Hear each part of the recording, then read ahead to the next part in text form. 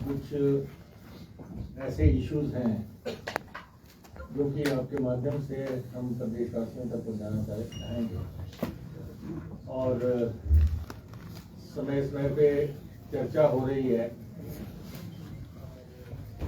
और उसमें सबसे इम्पोर्टेंट हमारा प्रोजेक्ट जो है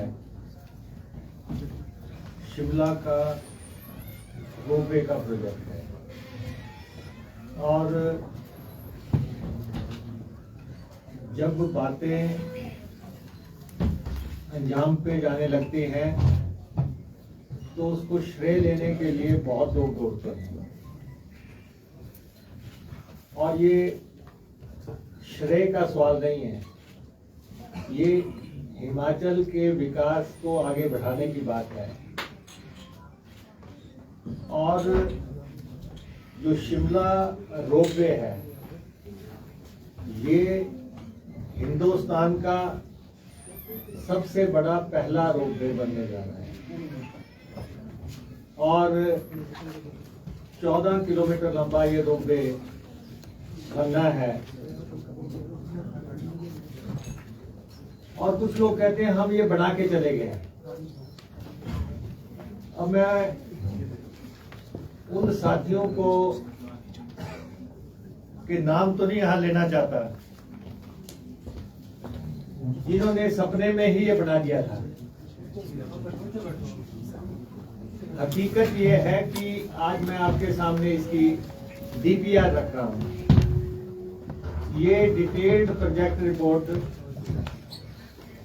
हिमाचल प्रदेश में कांग्रेस की सरकार बनने के बाद ये डिटेल्ड प्रोजेक्ट रिपोर्ट बनाई हमने और फॉरेन कंसल्टेंट हायर किया और 12.5 करोड़ रुपए के आसपास इसके लिए राशि अदा की गई। डीपीआर तक नहीं बनी थी जिस प्रोजेक्ट की, उसको कुछ लोग बना के चले गए थे और उसके साथ ही मैंने टेंडर डॉक्यूमेंट भी यहां पे रखा है। ये टेंडर डॉक्यूमेंट हमने तैयार करवाया, ये डीपीआर हमने तैयार कराई और हम चाहते हैं कि शिमला जो है अंतर्राष्ट्रीय मानचित्र पे आए। और ये हिमाचल के लिए नहीं, हिंदुस्तान के लिए एक अद्भुत रोपवे लगने जा रहा है और इसकी एनवायरमेंट क्लियरेंस के लिए अभी हमने 20 करोड़ रुपया की राशि जारी की। जिन लोगों ने एक भी पैसा नहीं दिया, डीपीआर नहीं बनाई, टेंडर डॉक्यूमेंट नहीं बना, कंसल्टेंट हायर नहीं हुए, वो लोग जो है ये जब उनको ये मालूम पड़ रहा है कि ये आकार ले रहा है और हमें फॉरेन फंडिंग एजेंसी ने अब मेल कर दी कि आप जो है इसका टेंडर का काम एडवांस कर दीजिए, ये हमें उनसे अप्रूवल आ गई।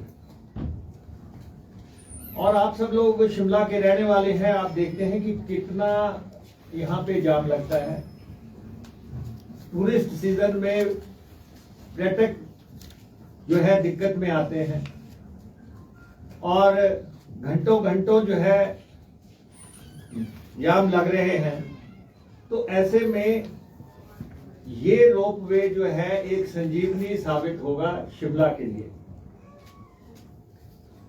इसके लिए मैं खुद जो है ऑस्ट्रिया जाके आया और मैं खुद जो है स्विट्जरलैंड जाके आया और रोपवे की जो कंपनीज हैं, जो कि देश दुनिया की ऐसी कंपनीज जो कि संसार में मानी जाती हैं, उनके मालिकों से हम मिले और उनके साथ हमने डिस्कस किया शिमला का रोपवे। इससे बड़ा रोपवे संसार में सिर्फ एक है, बोलेविया का, हम वहां भी अभी जाएंगे। लेकिन हिंदुस्तान का ये सबसे इंपॉर्टेंट प्रोजेक्ट है जो हम डील कर रहे हैं, और इसमें 660 ट्रॉलीज लगेंगे, 660, और लगभग 6000 आदमी 1 घंटे में ट्रेवल करेंगे, और 13 स्टेशंस बनेंगे अलग अलग स्थान पे, जहां पे कि ट्रॉलीज जो है रुकेंगी, और डिफरेंट लाइंस हैं, और ये तारा देवी से शुरू होके पूरे शिमला को कवर करती हुई निकलेंगी। मैं आपको थोड़ा सा इसकी झलक भी आप इधर देख सकते हैं। रोपवे के जो स्टेशंस हैं,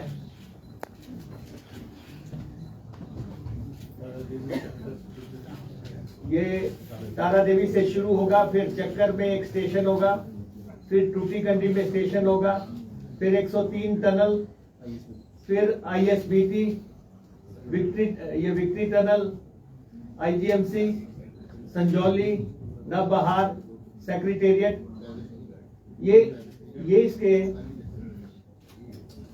रूट जो है ऐसे तय किए गए हैं।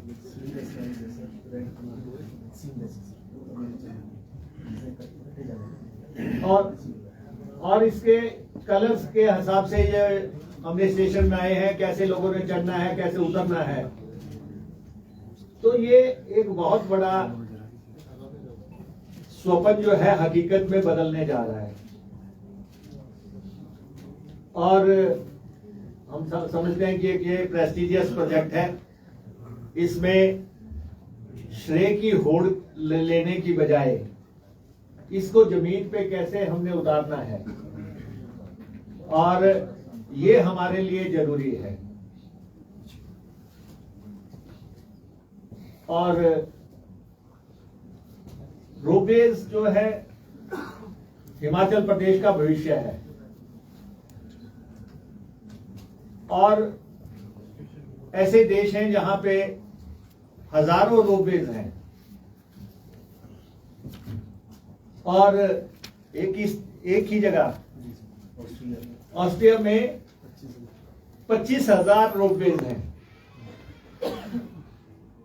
और हमें अगर उन देशों से compete करना है, टूरिज्म में compete करना है, या रूरल ट्रैफिक में, घरेलू ट्रैफिक में compete करना है, तो हमें कुछ कदम उठाने पड़ेंगे। और प्रदेश सरकार इस प्रोजेक्ट के लिए गंभीर है, केंद्र सरकार भी इस प्रोजेक्ट के लिए गंभीर है, और केंद्र की भी हमें इसमें सपोर्ट है। मैं स्पष्ट तौर पे बात करना चाहता हूं, क्योंकि जब तक हमें फॉरेन फंडिंग एजेंसी की सपोर्ट नहीं होगी, जब तक केंद्र की सपोर्ट नहीं होगी, और जब तक स्टेट गवर्नमेंट की पॉलिटिकल विल नहीं होगी, तब तक ऐसे प्रोजेक्ट जो है उनको आगे लाना मुश्किल ही नहीं, असंभव होता है।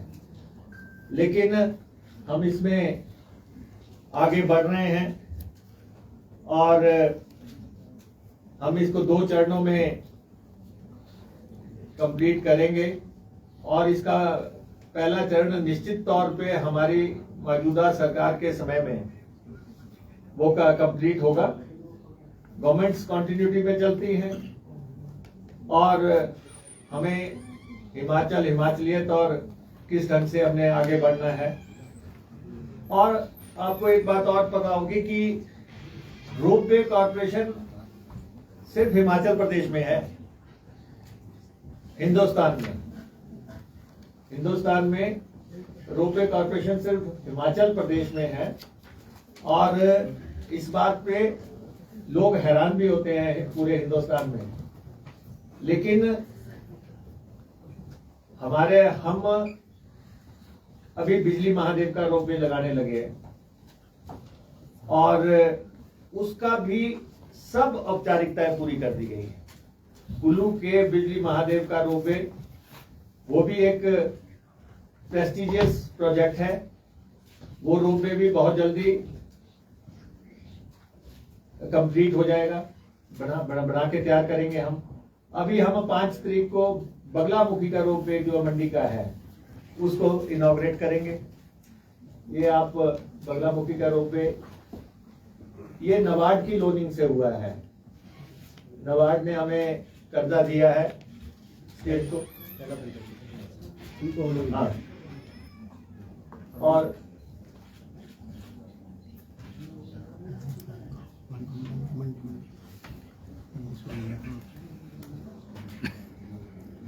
मंडी भी है कि बगल में चल पड़ा है वो।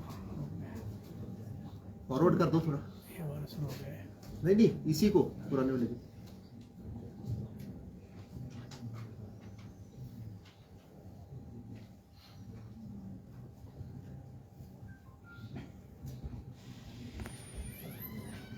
ठीक है। और इसके सुरक्षा पहलुओं की जांच हो रही है। लेकिन कुछ लोग इतनी जल्दी में हैं कि अभी टेक्नीशियंस उनको ठीक कर रहे हैं, वो चढ़ गए जाके। हम इस बात का बुरा नहीं मनाते, रोज चढ़े, लेकिन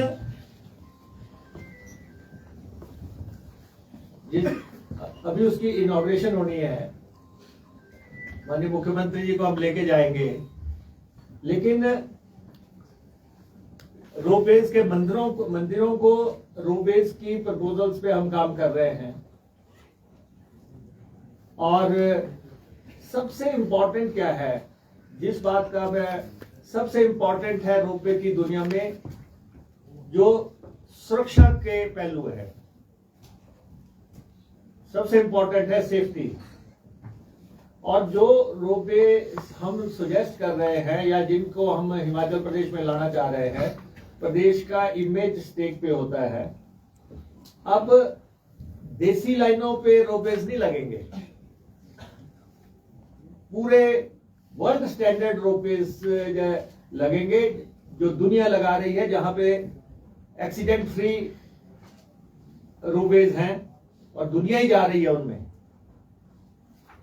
आप डिफरेंट कंट्रीज में जा रहे हैं, वहां पे आप देख रहे हैं कि रेल कहां पहुंच गई है या रोपवेज कहां पहुंचा रहे हैं।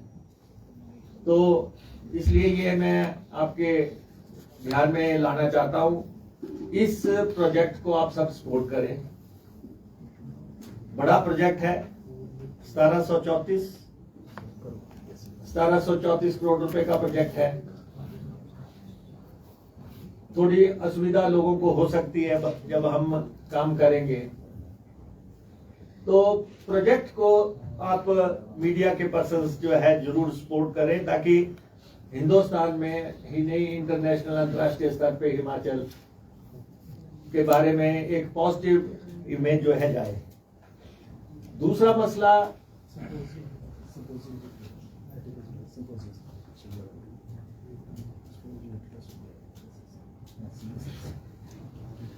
और रोपवेज को लेके जो है, हमने यहाँ पे कार्यक्रम किया था सिंपोजियम, और इंटरनेशनल प्लेयर्स आए थे, उन सबसे हमारी बात हो रही है। और हम जहां जहां बनने हैं रोपवेज, उनके लिए उनको इनवाइट कर रहे हैं।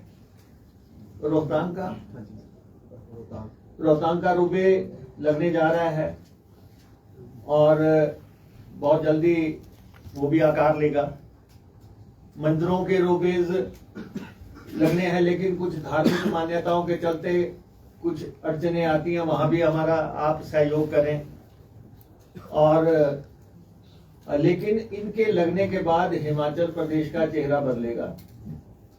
और हम अगर इस रोपवे में कामयाब हो गए तो अगला रोपवे जो परवाणु से शिमला है, वो बहुत इंपॉर्टेंट रोपवे हो जाएगा, 39 किलोमीटर का, और उसके 6 स्टेशन का वो रोपवे है। उस पे भी हमारा रोपवे कॉर्पोरेशन काम कर रही है, लेकिन सबसे पहले जो है हम चाहते हैं कि शिमला में हम कामयाबी अर्जित कर लें और कई लोग ये रोपवे अभी कब लग रहा है, कई लोग अभी से उसके किराए की बात करने लग पड़े हैं। जो लोग नहीं चाहते कि ये आगे बढ़े वो अभी से पूछते हैं कि जी इसका किराया क्या होगा, और उनको हम विश्वास दिलाना चाहते हैं कि भाई बस का ही किराया होगा, अर्बन ट्रांसपोर्टेशन। लेकिन ये मुद्दा इंपॉर्टेंट नहीं है अभी। मुद्दा इंपॉर्टेंट ये है कि हिंदुस्तान का सबसे बड़ा रोपवे शिमला में लगने जा रहा है और उसके ऊपर 1734 करोड़ लगने हैं और 14 किलोमीटर का रोपवे बनना है, 660 ट्रालियां लग रही हैं और विश्व विख्यात जो है जो प्लेयर्स जो है वो आके इसको लगाएंगे। तो ये हम आपके ध्यान में लाना चाहते थे। दूसरा मसला है रेलवेज का, ये भी हमारे ट्रांसपोर्ट का एक हिस्सा है। शिमला में अंग्रेज रेलवे पर जागे, अन्यथा शायद शिमला में रेल बचानी मुश्किल हो जाती। जो बात हकीकत है उसको हमें मानना भी चाहिए। और रेलवे के प्रोजेक्ट्स के ऊपर अभी मैं एक नेता की बात सुन रहा था, वो कह रहे थे कि कांग्रेस सरकार रेल लाइनें नहीं बनने देना चाहती और उसको जो है पैसा नहीं दे रही है। एक अन्य सज्जन है वो कह रहे हैं कि रेल लाइनें जो है केंद्र ने सैंक्शन कर दी है, कांग्रेस सरकार जो है अड़ंगा लगा रही है। हम आपके ध्यान में रेलवे की एक्चुअल वस्तुतः स्थिति रखना चाहते हैं, क्योंकि आप ही प्रदेश की जनता को सही तरीके से पिक्चर दे सकते हैं। रेलवे का जो 2 प्रोजेक्ट्स जो हैं सेंटर के साथ, एक जो है भनुपली बिलासपुर बैरी रेल लाइन है, बिलासपुर भनुपली वाली जो है रेल लाइन जो है बैरी, एक ये रेल लाइन है और एक दूसरी जो है चंडीगढ़ बद्दी रेल लाइन है। ये हम सेंटर के साथ मिलकर रेल लाइन बना रहे हैं और जो दूसरी रेल लाइन है जो तलवाड़ा जा रही है वो केंद्र सरकार बना रहा है, उसमें हम जमीन एक्वायर करके देते हैं। अब जहां तक आप देखें कि स्थिति क्या है, भनुपली बिलासपुर बैरी रेल लाइन जो है इसकी लंबाई 63.1 किलोमीटर है, जिसमें पंजाब का एरिया 13.9 किलोमीटर है और हिमाचल का एरिया 49.2 किलोमीटर है। आपको सुन के हैरानी होगी कि जब ये रेल लाइन तय हुई थी तो ये 1047 करोड़ रुपए की थी, 1047, और इसमें हिमाचल प्रदेश को 25% हिस्सा लगाना था और सेंटर को इसमें 75% हिस्सा लगाना था रेलवे मंत्रालय को। और बाद में और उसके तहत जो है हिमाचल प्रदेश का हिस्सा बनता था 261 करोड़ और रेल मंत्रालय का हिस्सा बनता था 785 करोड़। लेकिन अब स्थिति ये हो गई, और बाद में क्या किया इन्होंने कहा कि सेंटर ने कि 70 करोड़ से ज्यादा जो जमीन एक्विजिशन की कॉस्ट होगी वो हिमाचल प्रदेश को देनी पड़ेगी। पहले हुआ था कि 25% हिमाचल लगाएगा, 75% सेंटर देगा, लेकिन बाद में हिमाचल के साथ शर्त लगा दी कि सिर्फ जमीन की एक्विजिशन का जो है सिर्फ 70 करोड़ रुपया केंद्र देगा और बाकी पैसा जो है हिमाचल लगाएगा। और इससे जो है परियोजना लागत चली गई 6753 करोड़ में, वर्तमान परियोजना लागत जो है, और राज्य का हिस्सा जो है 261 करोड़ रुपए से बढ़ के 2583 करोड़ रुपया हो गया, 2583 करोड़। और राज्य का हिस्सा जो है 18 गुना अधिक हो गया। और अब जब रेल लाइन को अगर आप कंप्लीशन की बात मानते हैं तो जो रेल लाइन आपकी 1047 करोड़ रुपए में बननी थी वो 10,000 करोड़ पे जा रही है, वो 10,000 करोड़ पे जा रही है। और उसमें राज्य का हिस्सा 4,000 करोड़ रुपया हो गया। राज्य का अब जो प्रेजेंट स्टेटस है 1,000 करोड़ की रेल लाइन 10,000 करोड़ पे जा रही है और राज्य का हिस्सा जो है 261 करोड़ से 4,000 करोड़ पे जा रहा है।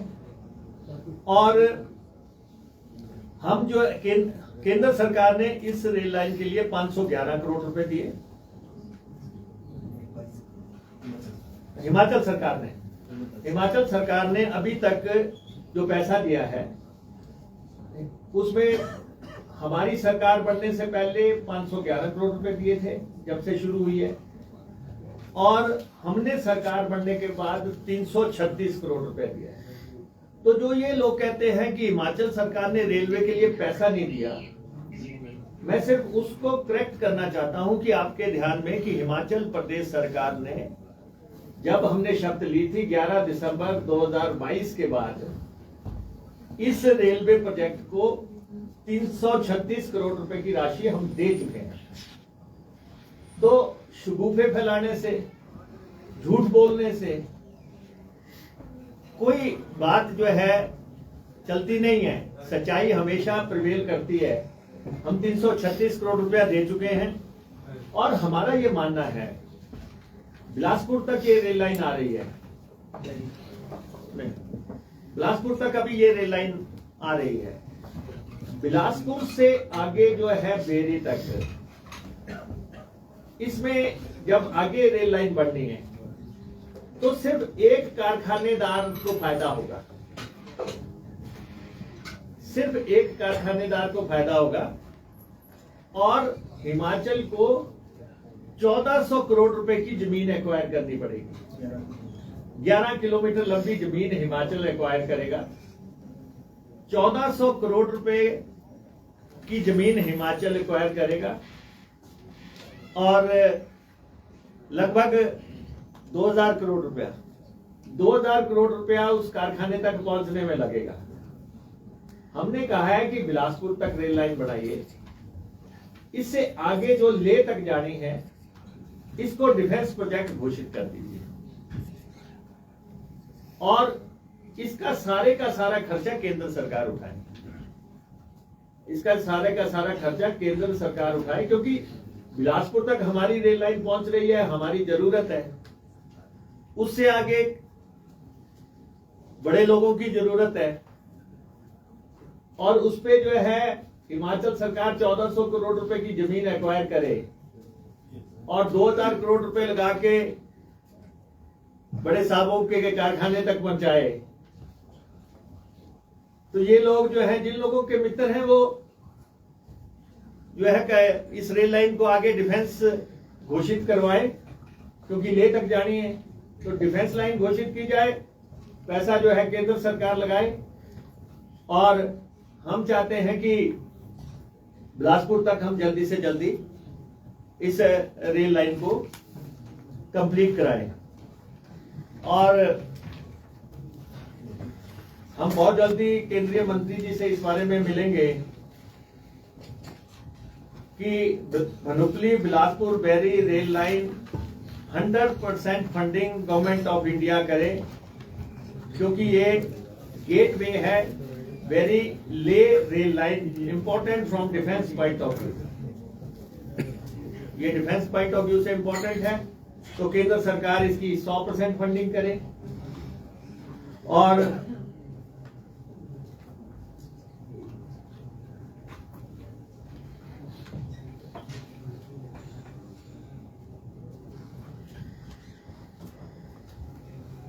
सेकेंडली जो चंडीगढ़ बद्दी रेल लाइन है, चंडीगढ़ बद्दी रेल लाइन है, ये 28.2 किलोमीटर है और इसमें हरियाणा का एरिया आता है 24.8 किलोमीटर हिमाचल का एरिया आता है 3.4 किलोमीटर और इस परियोजना पे की लागत जो है 1540 करोड़ रुपया है।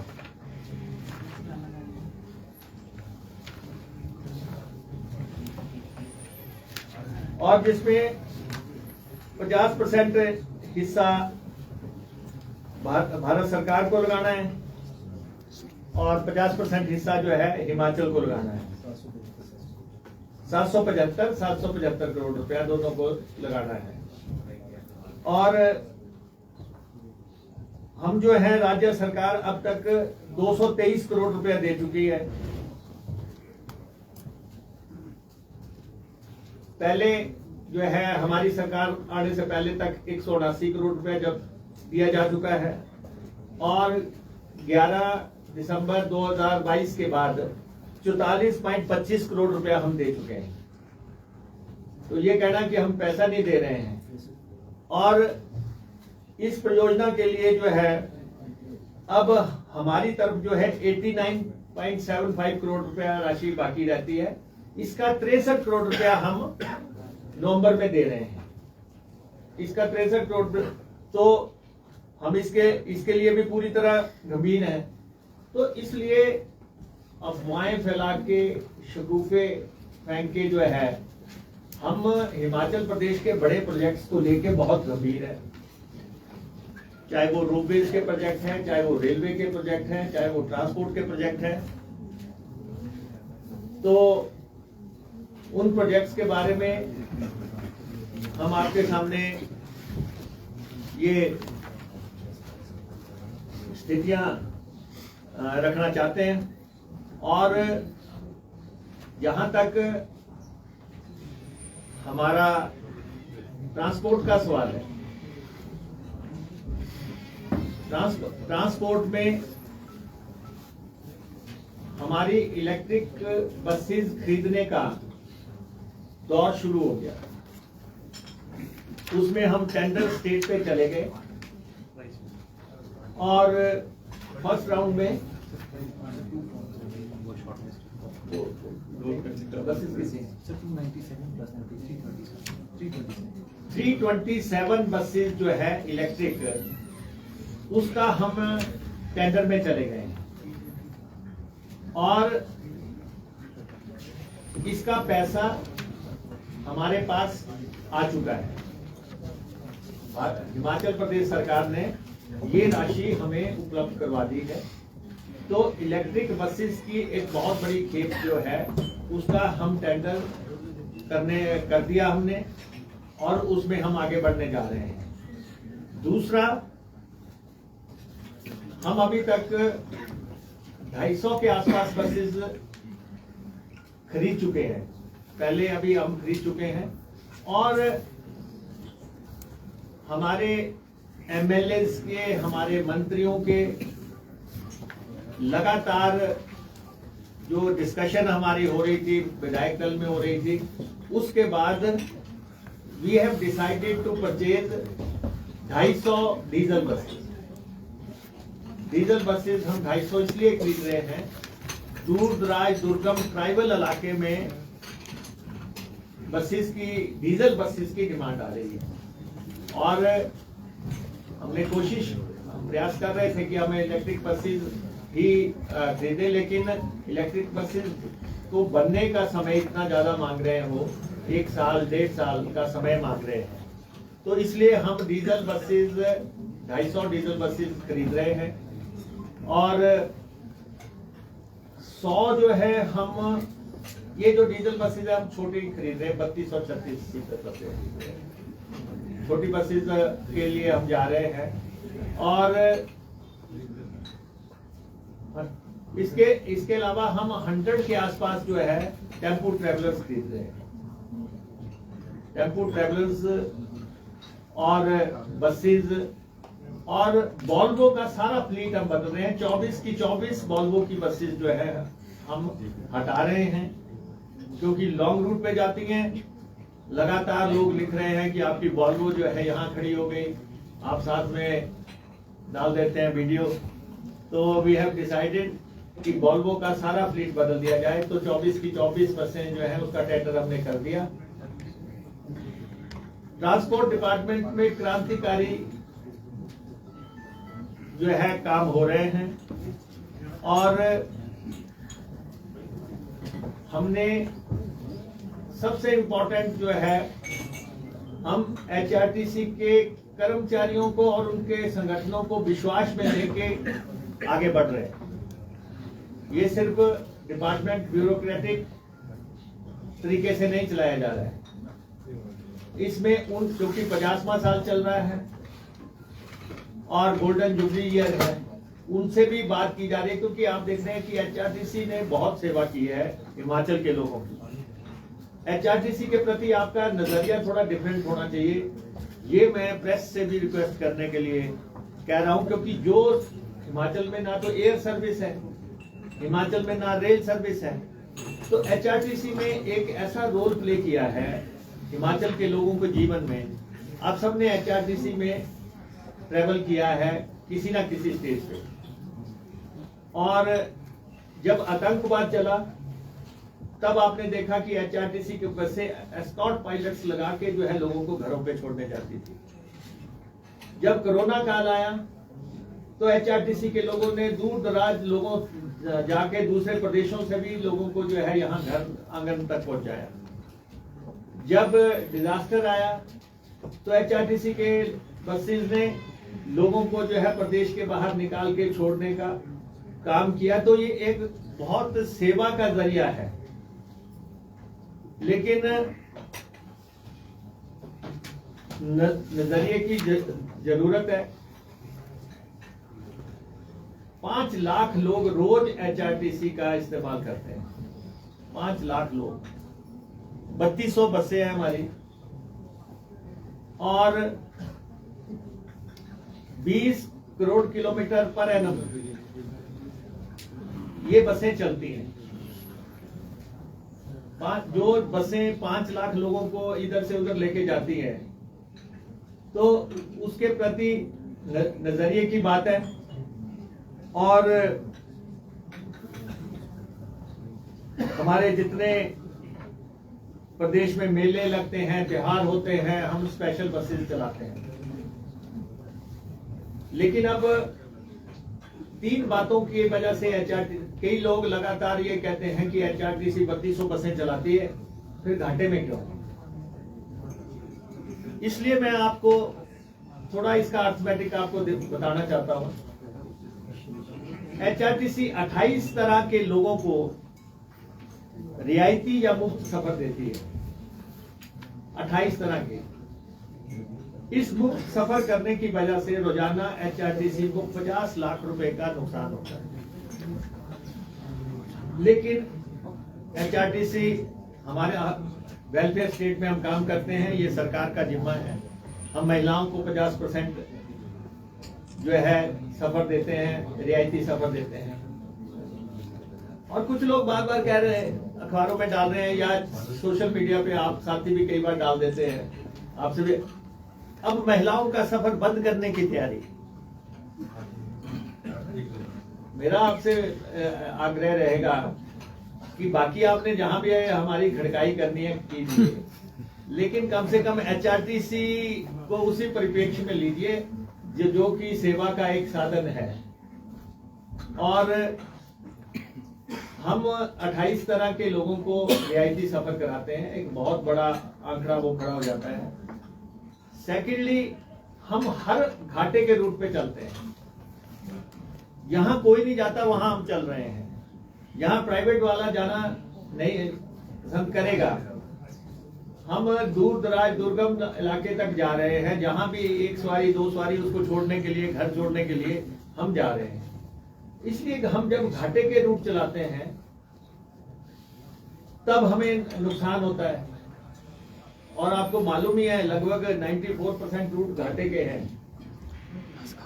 और उसके बाद थर्डली, हमने ओपीएस दी है, हम कर्मचारियों को पूरा स्केल देते हैं, हम पेंशन देते हैं, हम कर्मचारियों की तनख्वाह और पेंशन में कहीं भी हमारा डिफॉल्ट नहीं है।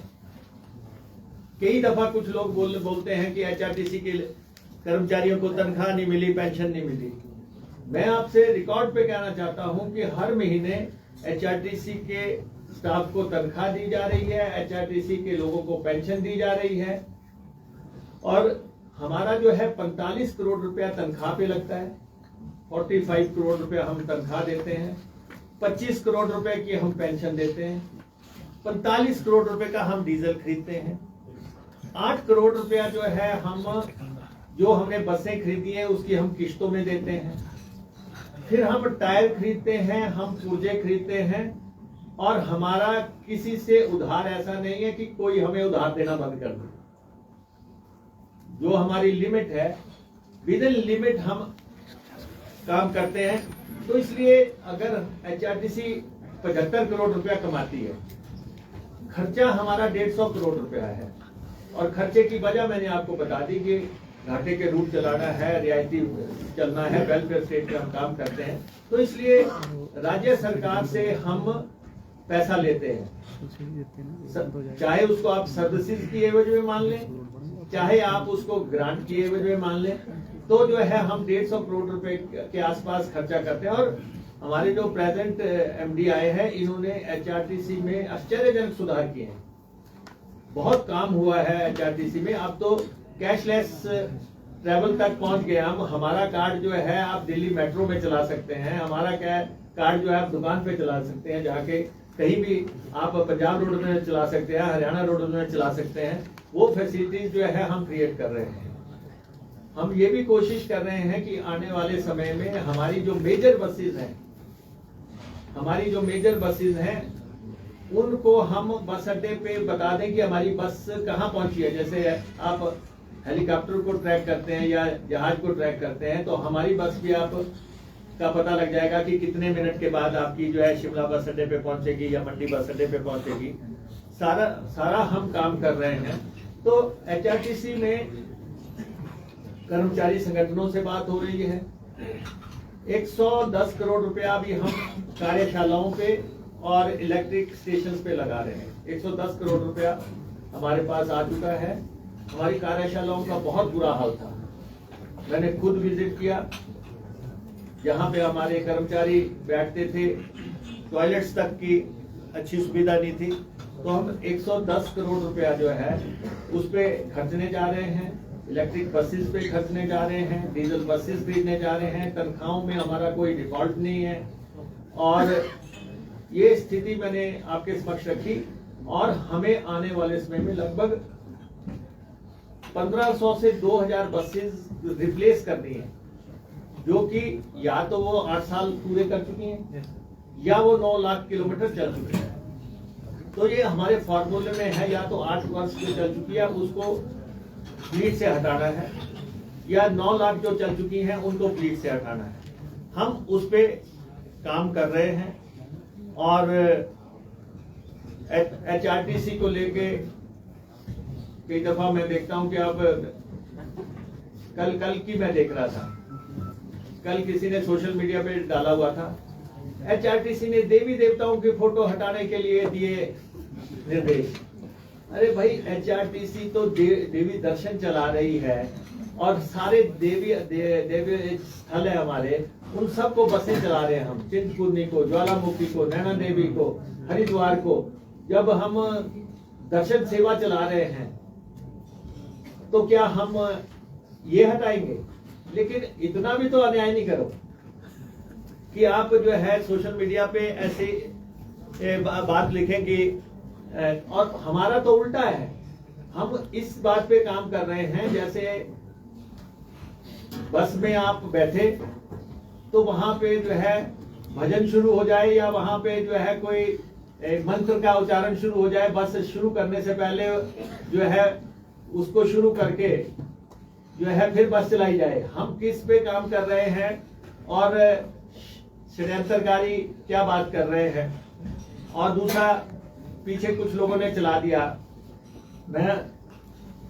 आप उसको सही कहेंगे तो हम उसको चलाएंगे, आप उसको गलत कहेंगे तो हम बंद कर देंगे। लगेज पॉलिसी हमने बनाई। लगेज पॉलिसी जो है, उसमें ये है कि एक आदमी जब HRTC की बस में चढ़ता है तो अपने साथ 30 किलो सामान लेके जा सकता है। एक आदमी बस में चढ़े, अपने साथ 30 किलो लगेज ले जाए। 30 क्या है, आप कहे 40 ले जाए, 40 ले जाए, आप कहे हमें 40 नहीं ये 50 करना, हम वो भी कर देंगे। वो अपना लगेज ले जा सकता है, उसमें कोई बात नहीं है। हमारे जो नेता बेचारे आजकल सत्ता से बाहर हैं, बड़ी तकलीफ में हैं। वो कहते हैं कि जब लेडी चढ़ेगी बस में वो तो मुफ्त जाएगी, वो तो 50% रियायत पे जाएगी, लेकिन उसके पर्स के पैसे लग जाएंगे। मतलब कि आप देखो कि किस स्तर तक ये लोग जा रहे हैं। भाई जब सवारी जो है अपने साथ 40 किलो 30 किलो सामान ले जा सकती है हर सवारी, क्योंकि HRTC गरीब आदमी के लिए है, तो वो 30-40 किलो सामान ले जा सकती है। और जब हम महिलाओं को 50% रियायत दे रहे हैं तो क्या कोई ऐसा कहेगा कि जी उसकी पर्स के पैसे लगेंगे? तो ये वो लोग बोल रहे हैं जो हिमाचल प्रदेश को रिप्रेजेंट कर चुके हैं, और फिर कहते हैं स्कूल के बच्चों को हम रियायती लेके जाते हैं। हमें पता नहीं कितना बड़ा घाटा हो रहा है। कह रहे हैं कि स्कूल का बच्चा जब चढ़ेगा तो उसके जो है बैग के पैसे लग जाएंगे। अरे आप सत्ता से बाहर हो गए, राजनीति की कोई मर्यादाएं तो रखो। स्कूल के बच्चों को जब HRTC पिछले 50 साल से सेवा कर रही है, आप उस सेवा को भी जो है नीचे करके दिखा रहे हैं। तो इसलिए बिल्कुल स्पष्ट है, मैं आपके माध्यम से, आप रिस्पॉन्सिबल लोग हैं सोसाइटी के, आपके माध्यम से एक सवारी लगेज जो है जब 30 किलो 40 किलो जितना ले जाना चाहती है वो ले जाए। लेकिन जो मैं सेकंड पार्ट आपसे डिस्कस करना चाहता हूं और आपकी राय भी चाहता हूं, उसी के मुताबिक जो लोग HRTC की बस में सफर नहीं करते और HRTC को कुरियर सेवा बढ़ाए हुए हैं पिछले लंबे अरसा से, अभी तक उसका चार्ज नहीं होता था तो किसकी जेब में जाता था, इसमें मैं जाना नहीं चाहता। कि आपने जो है सामान भेजना है, आपने बेटियां मंगानी है, आपने कुछ मंगाना है, वो एक अंदर खाते का सौदा था। हमने कहा कि जो आदमी HRTC में ट्रेवल नहीं कर रहा है और अपना सामान भेज रहा है, उससे जो है हम पैसा लेंगे। अब आप बताओ कि यह बात सही है कि नहीं है? जो ट्रेवल ही नहीं कर रहा है, पीछे सामने आया कि HRTC में जो है लोगों ने कारतूस भेज दिए। अब हमने कहा कि जो लोग सामान भेजते हैं, और HRTC सबसे एक डिपेंडेबल ऑर्गेनाइजेशन है लगेज को पहुंचाने की, 5-6 घंटे में स्टेशन पे पहुंच जाता है। आपने चंडीगढ़ से चढ़ाया 3 घंटे में आपको मिल गया, आपने यहां से चढ़ाया दिल्ली आपको 6 घंटे में पहुंच मिल गया, आपने जलंधर को दिया जलंधर से आ गया, जलंधर से कोटखाई मंगाया। इतना डिपेंडेबल साधन है, लेकिन गाड़ी में सामान रख दिया। हमने कहा कि ठीक है, आपने सामान रखा, 40 किलो तक आपका एक टिकट लगेगा अगर आप खुद ट्रेवल नहीं कर रहे हैं और सामान भेज रहे हैं। लोगों ने कहा कि जी ये 40 किलो पे एक टिकट को जो है आप स्लॉट बना दें, क्योंकि लोग कोई अनार की पेटी भेजते हैं, कोई जो है जापानी फल की 5 किलो की पेटी भेजता है। उनका कहना था कि 5 किलो तक का आप 1/4 टिकट लगा दें, 20 किलो तक का आधा टिकट लगा दें, 40 किलो और उससे ऊपर आप 1 टिकट लगा दें। अब आप बताओ, जो लोग गाड़ी में सफर ही नहीं कर रहे हैं, क्या उनको टिकट लगना चाहिए कि नहीं लगना चाहिए? या हम सबका जो है उठाते फिरे, भाई दान रख दो, इसमें रख दो, है कोई बेली बारस नहीं है। तो उसपे जो है हमारे कुछ नेताओं को बड़ी तकलीफ है। और थर्डली, जो लोग दुकानों का सामान लाते हैं, दुकान का कीजिए, पूरी दुकान का, पहले कहा कि जी लैपटॉप का पैसा लग जाएगा, हमने कहा यार एक कंधे में भी लटका लो, 2 कंधे में भी लटका लो, जितने लटकाने कोई आपसे नहीं पूछेगा। लेकिन अगर आप 50 लैपटॉप या 100 लैपटॉप की खेप भेजते हो गाड़ी में, तो क्या उसका टिकट नहीं लोगे? पटाखों की दुकानें सजेंगी पूरी की पूरी और पूरी दुकान HRTC के ऊपर रख दोगे। इलेक्ट्रॉनिक के सामान खरीदोगे और आप पूरी दहेज का जो है पूरा जो है सोफा और जो है बिस्तरा जो है ऊपर पूरे जो है चारपाई ऊपर लगा दोगे, डबल बेड लगा दोगे, क्या उसका किराया नहीं दोगे? अब उनकी अपनी सोच है, लेकिन हम कहते हैं कि HRTC सवारियों के लिए है। अच्छा एक और है, सवारी जो खड़ी है, एक बंदे ने अपना टैची रख दिया सीट के ऊपर। हम कहते हैं कि अगर भाई खड़ी सवारी को सीट है, अगर तेरे सीट पे ही टैची रखना तो उसका फिर किराया दे दे, या तो सवारी को बैठने दे। ऐसे लोग टकर जाते हैं लगातार, जो कहते हैं नहीं मैं बैठ गया, अब मेरा सामान भी सीट पे बैठ गया, लोग खड़े हैं। तो ऐसे प्रैक्टिकल प्रॉब्लम्स है जब 3200 बसें चलाते हैं। लेकिन हमने सिर्फ इतना किया है कि जो लोग बस में ट्रेवल नहीं करते और सामान को कुरियर की तरह इस्तेमाल करते हैं, और हमें पहले चरण में उससे 1.5 करोड़ रुपए की इनकम हुई है, 1.5 करोड़ रुपए की इनकम हुई है। लेकिन ये पूरी तरह शगुफा है कि महिला चढ़ेगी, उसका पर्स का लग जाएगा।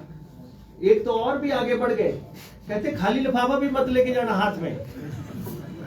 बिलासपुर से प्रेस कॉन्फ्रेंस कर रहे थे। तो मैं सिर्फ आपको आपके ध्यान में ये बातें लाना चाहता हूं।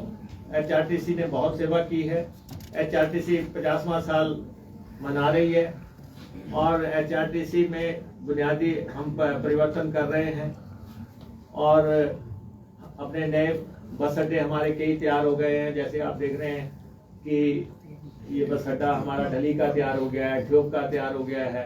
ऐसे इन बहुत जल्दी इन बस अड्डों का हम उद्घाटन करने जा रहे हैं, और सवारी को बेहतरीन सेवा मिले।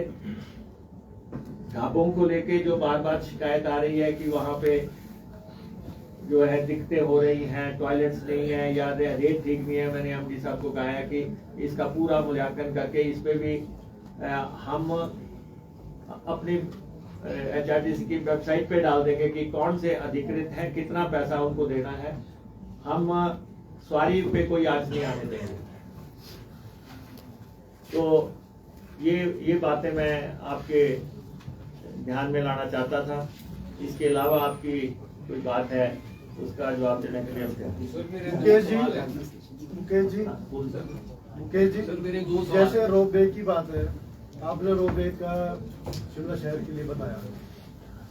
मंदिरों में तो ठीक है, साइट सीन्स पे ठीक है जहाँ टूरिस्ट जाते हैं, पर जो शहर में पहले ही कंक्रीट इतना हो चुका है, फिर उसके बाद लोहा इतना चला, अब ऊपर से कैपिंग करेंगे आप, तो उसका ओपन एनवायरनमेंट और ऐसे क्लाइमेटिकली कोई क्या असेस किया?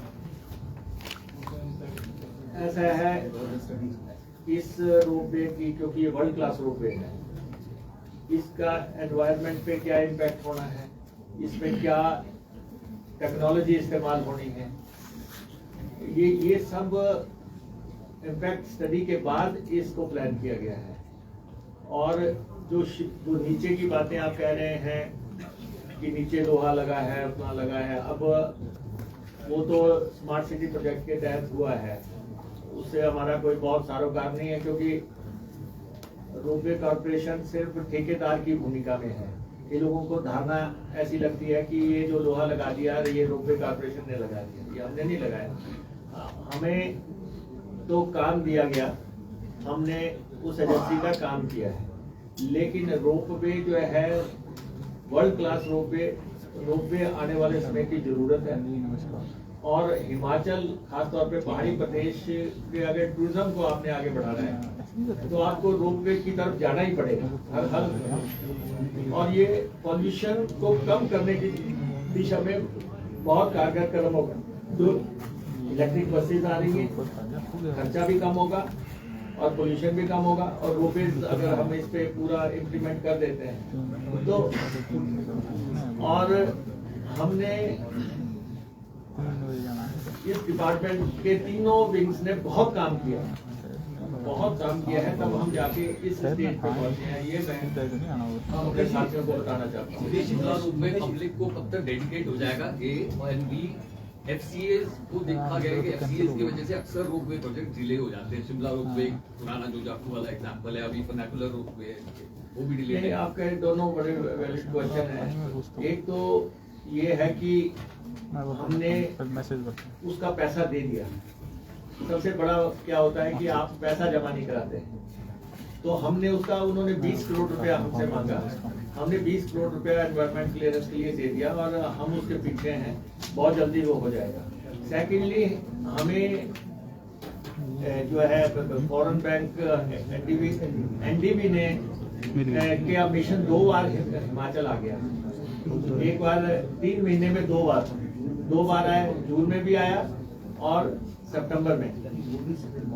हाँ, क्योंकि वो भी देख के गए कि whether they are really interested, या कि क्योंकि जिन्होंने देना है पैसा तो वो आके देख गए। अभी पीछे भी आए थे, हमसे मिलके गए। उसके बाद उन्होंने, और बाई चांस उसमें ट्रैफिक सीजन था तो वो खुद भी फंस गए ट्रैफिक में, और उन्होंने कहा कि ये तो बहुत जल्दी बढ़ना चाहिए शिमला का रोपवे।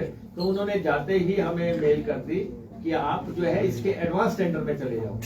तो लगभग मार्च के आसपास मुझे लगता है काम शुरू होगा, और हम उसके बाद तो ये है कि हम कितनी गति दे पाएंगे वो हमारे पे डिपेंड करेगा। क्या लगता है सर, कब तक पब्लिक को डेडिकेट हो जाएगा? नहीं, देखिए, बहुत बड़ा प्रोजेक्ट है और इसकी जो स्पेसिफिकेशंस हैं वो वर्ल्ड क्लास हैं। तो बार बार ये लोग आएंगे, ये देखेंगे, इजाजत देंगे कि हाँ आप ठीक कर रहे हो। तो लगता है कि मुझे हम इसको आने वाले 3-1 साल के अंदर कुछ ना किसी ना किसी मुकाम पे तो पहुंचा देंगे। लेकिन ये है कि पब्लिक की कॉपरेशन की जरूरत है। हमें शिमला की जनता जितना कॉपरेट करेगी उतनी जल्दी हम आगे बढ़ेंगे। सर, आप क्या स्टेट गवर्नमेंट ने ऐसा कोई नीतिगत फैसला ले लिया है कि वो बिलासपुर से आगे लैंड एक्विजिशन नहीं करेगी, भानुपल्ली बिलासपुर रेलवे लाइन? नहीं, हमने ऐसा नहीं किया। हमने सेंटर को कहा है कि आप जो है इसको डिफेंस प्रोजेक्ट घोषित कीजिए ताकि पैसा आप दें। हम बिलासपुर तक तो हो गया, बिलासपुर से आगे कॉस्ट को देखते हुए हम सेंटर को कह रहे हैं कि आप इसको डिफेंस प्रोजेक्ट, क्योंकि ले तक जाना है, हम तो सर्वे हो चुका है, तो हम कह रहे हैं कि आप इसको आगे अडॉप्ट कर लो और आप इसका पैसा दो। हम केंद्रीय मंत्री से भी मिलेंगे और ताकि केंद्र हमारी इसमें मदद करे। एक और सवाल सर, के जो पिछली बार रैलियों में चुनावों में पैसा खर्च हुआ था बसों पे, पॉलिटिकल पार्टी ने वो दे दिया है, अभी तक नहीं दिया? देखिए, हमने बड़ा स्पष्ट कर दिया, कोई भी व्यक्ति हो, कोई भी सरकार हो, कोई भी नेता हो, उसको HRTC की बस हायर करने से पहले 50% एडवांस जमा कराना पड़ेगा। एज एन ऑर्गेनाइजेशन, चाहे आज हम सरकार में है, चाहे कल बीजेपी थी, अब 8-9 करोड़ रुपया उनका पेंडिंग है। उनके टाइम में जो उन्होंने वो चलाई थी, कैंपेन चलाई थी, तो HRTC की बसें गई लेकिन एडवांस कुछ नहीं लिया। तो इलेक्शन कमीशन हमारे से बसें लेता है और उसके बाद रैलियों को बसें जाती है, तो 50% तो अब हम एडवांस लेंगे। और अभी हमें हमारी सरकार ने जो है 5 करोड़ रुपया जारी किया है, जो बिल्स पेंडिंग थे उसका 5 करोड़ रुपया हमें आया है। अभी भी मुझे लगता है कि 8-9 करोड़ रुपए की पेंडेंसी होगी, 5 करोड़ रुपए के आसपास और आना रहता है। सर, काफी समय से, छोटा सा सवाल है सर, काफी लंबे समय से HRTC द्वारा नादौन में खरीदी गई एक जमीन का जिक्र बार बार आ रहा है कि आपने जो 2.5 लाख की जमीन है उसको 2 करोड़ 72 लाख में HRTC ने क्यों खरीदा? क्योंकि हाल ही में भाजपा नेता सुधीर शर्मा ने भी सरकार पर आरोप लगाए थे, मुख्यमंत्री के करीबी 3 व्यक्तियों के नाम भी उन्होंने लिए थे। आप इस आरोप को किस तरह देखते हैं? नहीं देखिए, इसमें ऑलरेडी जांच हो रही है, आपके सामने आ जाएगी सारी बात। अब मुकेश जी, एक सवाल रहेगा लगेज पॉलिसी को लेकर। ऐसा क्यों है कि आपकी जो नोटिफिकेशन हुई वो अभी पब्लिकली हुई नहीं थी और पॉलिटिकली बहस उस पर ज्यादा चल रही है? लगेज पॉलिसी वाली नोटिफिकेशन में 15 तारीख को अपने सामने की, अभी वो डिपोज में नहीं पहुंची थी कि अगले दिन ही सुबह जो है बीजेपी उस पर कांग्रेस करी और वो भी गलत इंटरप्रेट करके। ऐसा क्यों?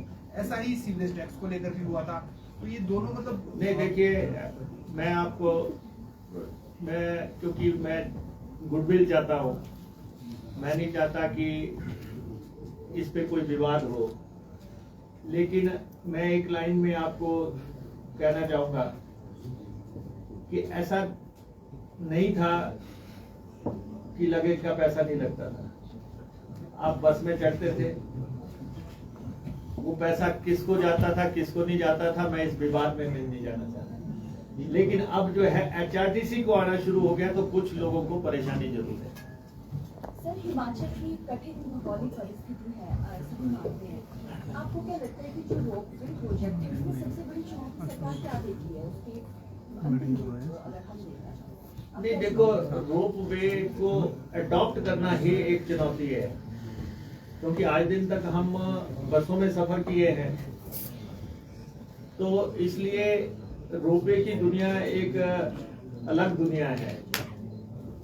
और जब यहाँ पे शुरू हो जाएगा तो आप देखें ना, जब हम जाकू में एस्केलेटर्स लगा रहे थे तो कुछ लोग कह रहे थे कि धार्मिक भावनाओं से खिलवाड़ हो रहा है, तो वो चाहते हैं कि वहां से पैदल ही चला जाए। लेकिन आज जो है कितने लोग जा रहे हैं, जिन लोगों के घुटने नहीं चलते, जो लोग बुजुर्ग हैं, आप सारे जो है जाकू जा सकते हैं बड़े आराम से। तो ऐसे ही जब हम मंदिरों को रोपवे लगाते हैं तो कुछ लोग मान्यताओं की बात करते हैं, लेकिन जब ये चीजें डेवलप हो जाएंगी, जब मंदिरों को पहुंच जाएगी, तो जो है अब मंदिरों को आप देखिए, वैष्णो देवी में हेलीकॉप्टर जाते हैं, किसी को आपत्ति नहीं। हमारे उत्तराखंड में हेलीकॉप्टर से जाते हैं, किसी को कोई आपत्ति नहीं है। यहाँ पे हम कुछ भी प्लान करते हैं, सबसे पहले आ जाता है कि नहीं जी ये तो मान्यताओं के खिलाफ है, भावनाओं के खिलाफ है। तो इसलिए थोड़ा सा हमें सॉफ्ट करना पड़ रहा है। हम लोगों को साथ लेके चलना चाहते हैं, लेकिन ऐसे लोग भी हैं जो कि चाहते हैं कि या तो प्रोजेक्ट जो है धराशायी हो जाए या प्रोजेक्ट डिले हो जाए। तो इसीलिए मैं प्रेस से सपोर्ट मांगता हूँ आप लोगों से। अब क्या है, मैं आपको बताऊं, 4 दिन पहले मैं दिल्ली से चंडीगढ़ आ रहा था, जो जहाज था वो स्टार्ट नहीं हुआ, तो उन्होंने उसके साथ गाड़ी लगाई और उसको पीछे करके जो है जो उसके साथ उसको पुल किया और स्टार्ट किया। जहाज था वो नया जहाज था। यहाँ HRTC की बस को कोई धक्का लगाता हुआ नजर आ जाए तो जल्दी से फोटो छाप देते हैं, देखो जी HRTC स्टार्ट नहीं हो रही है, और फिर साथ में कहते हैं HRTC ने धुआं छोड़ दिया। अरे भाई 3200 बसें चल रही हैं, 3200 की किसी की कोई पार्ट खराब हो जाता है, किसी की स्लीप पड़नी है, किसी का कोई इंजन में प्रॉब्लम आ गई, किसी को कुछ हो गया कि तो एकदम से कहते देखिए HRTC पर प्रदूषण फैला रही है। HRTC 50 साल से जो सेवा कर रही है उसको भी तो कहीं ना कहीं कंसिडरेशन में ले लो, जिसने कि हिमाचलियों को पिछले 50 साल से जो है घर गांव अपने घर आंगन तक पहुंचाया है। तो थोड़ा सा किस सेवा के बारे में क्या सोचना चाहिए।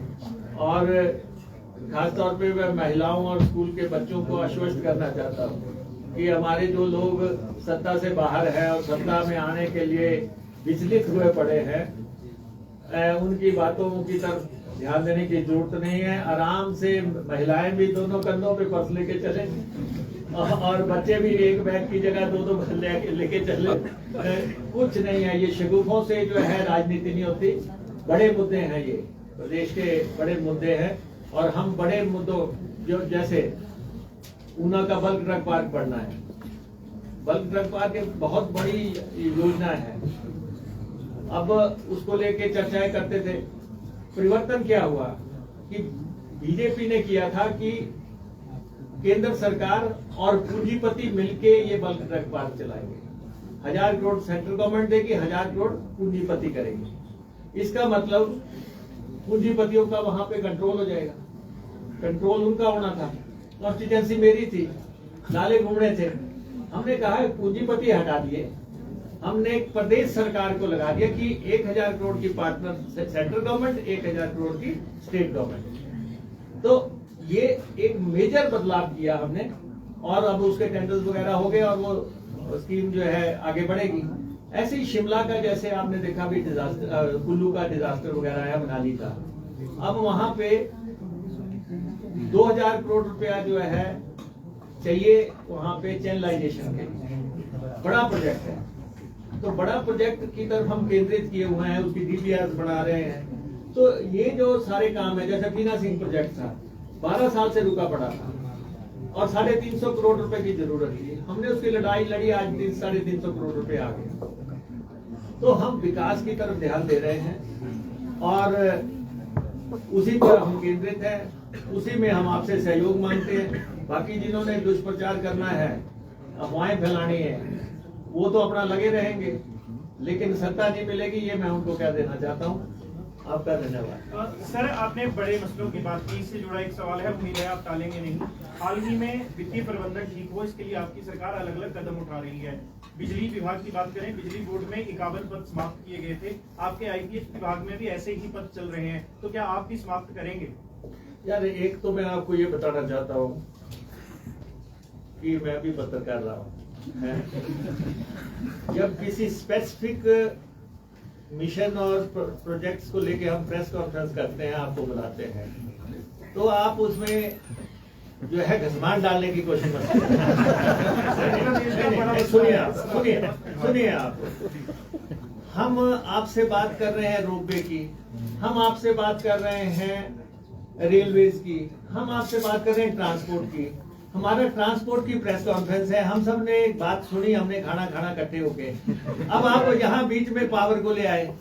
अब जब पावर की कभी प्रेस कॉन्फ्रेंस आएगी, जो आएगा उससे आप सवाल पूछना। आपका बहुत बहुत मुकेश जी, मेरा सवाल आपसे छोटा सा सवाल है। आप कहते हैं एचआरटीसी अलग है, ट्रांसपोर्ट अलग है, तो क्या एचआरटीसी घाटे में और ट्रांसपोर्ट फायदे में? हाँ, ये आपका क्वेश्चन वैलिड क्वेश्चन है कि इसमें ऐसा है कि ट्रांसपोर्ट हमारा मूल डिपार्टमेंट है, एचआरटीसी एक हमारी कॉरपोरेशन है और बस अड्डा हमारी कॉरपोरेशन है, आरटीडीसी हमारी कॉरपोरेशन है। ट्रांसपोर्ट इसलिए फायदे में है डिपार्टमेंट क्योंकि वो टैक्सेशन करता है। जो आपके चालान कटते हैं, जो आपके ये आपकी गाड़ियों की फीसें आती हैं, आरसीज बनती हैं, फला बनता है, ये सारा लगभग 1000 करोड़ रुपए के आसपास की आय ट्रांसपोर्ट डिपार्टमेंट के माध्यम से होती है। तो इसलिए ट्रांसपोर्ट अमीर आदमी है और ट्रांसपोर्ट कॉर्पोरेशन क्योंकि बहुत ज्यादा जो है वेलफेयर स्कीम्स को एडहेयर करता है, तो इसलिए ये घाटे में है। धन्यवाद। हाँ, जो डॉक्टर में गाड़ी करके प्राइवेट हो जाएगा ना, वो ऐसे शिमला लोग करना। नहीं, देखिए ज्ञान जी, ये जो शिमला में लोकल गाड़ियां चलाते हैं ना, इससे हमें 6 करोड़ रुपए का घाटा हो रहा है, लेकिन फिर भी हम चला रहे हैं, पब्लिक हित में चला रहे हैं। और लेकिन उसमें आप देखो